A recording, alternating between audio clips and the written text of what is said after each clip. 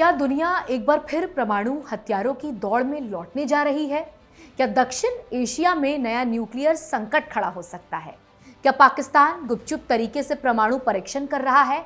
और क्या अमेरिका का ताजा बयान उस पर मुहर लगाता है? और सबसे बड़ा सवाल, अगर ये सच है तो क्या 21वीं सदी का सबसे खतरनाक न्यूक्लियर रेस अब शुरू होने वाला है? दरअसल दक्षिण एशिया एक बार फिर ग्लोबल हेडलाइन में है। अमेरिका के प्रेसिडेंट डोनाल्ड ट्रंप के एक एक्सप्लोसिव बयान ने पूरी दुनिया का ध्यान जो है वो अपनी ओर खींच लिया है। ट्रंप ने एक अंतर्राष्ट्रीय मीडिया को दिए इंटरव्यू में कहा है कि रशिया, चाइना, नॉर्थ कोरिया और पाकिस्तान जैसे न्यूक्लियर टेस्टिंग कर रहे हैं, इसलिए अमेरिका अब खामोश नहीं रह सकता, पीछे नहीं रह सकता।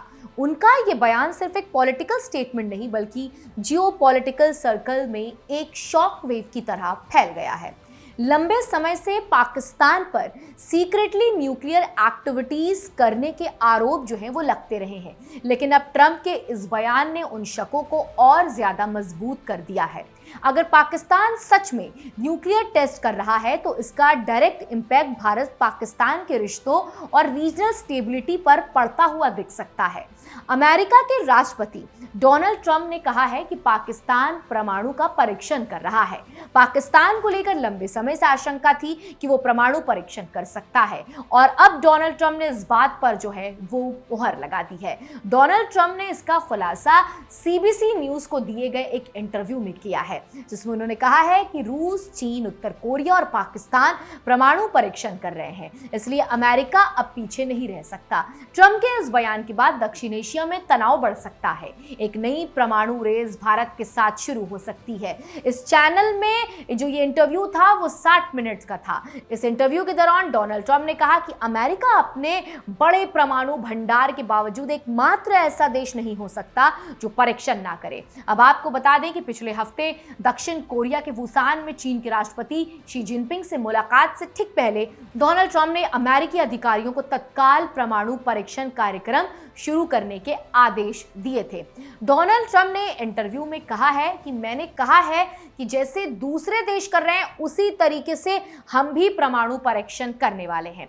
इस पर एंकर ने उनसे पूछा कि सिर्फ उत्तर कोरिया ही परमाणु परीक्षण करता है, जिस पर जवाब देते हुए डोनाल्ड ट्रंप ने कहा कि नहीं, रूस और चीन परमाणु परीक्षण कर रहे हैं। उन्होंने आगे कहा चीन और रूस परमाणु परीक्षण कर रहे हैं, लेकिन वो इस बारे में बात नहीं करते, लेकिन हम एक खुला समाज है, हम इस पर बात करते हैं और हमें इस पर बात करनी होगी, नहीं तो आप लोग, यानी कि उन्होंने मीडिया की तरफ इशारा करते हुए कहा कि इस पर रिपोर्ट तैयार करेंगे। इसलिए वो टेस्ट करते हैं, बार बार टेस्ट करते हैं। निश्चित तौर पर उत्तर कोरिया टेस्ट कर रहा है, पाकिस्तान न्यूक्लियर टेस्ट कर रहा है। इस पर जब एंकर ने उन्हें टोकने की कोशिश की तो ट्रंप ने कहा कि वो आपको बताकर ऐसा नहीं करने वाले हैं। वो लोग काफी शक्तिशाली हैं, वो लोग अंडरग्राउंड जगहों पर टेस्ट करते हैं और लोगों को उसके बारे में कोई जानकारी नहीं होती। वो परीक्षण कर रहे हैं, इसलिए हम भी करेंगे।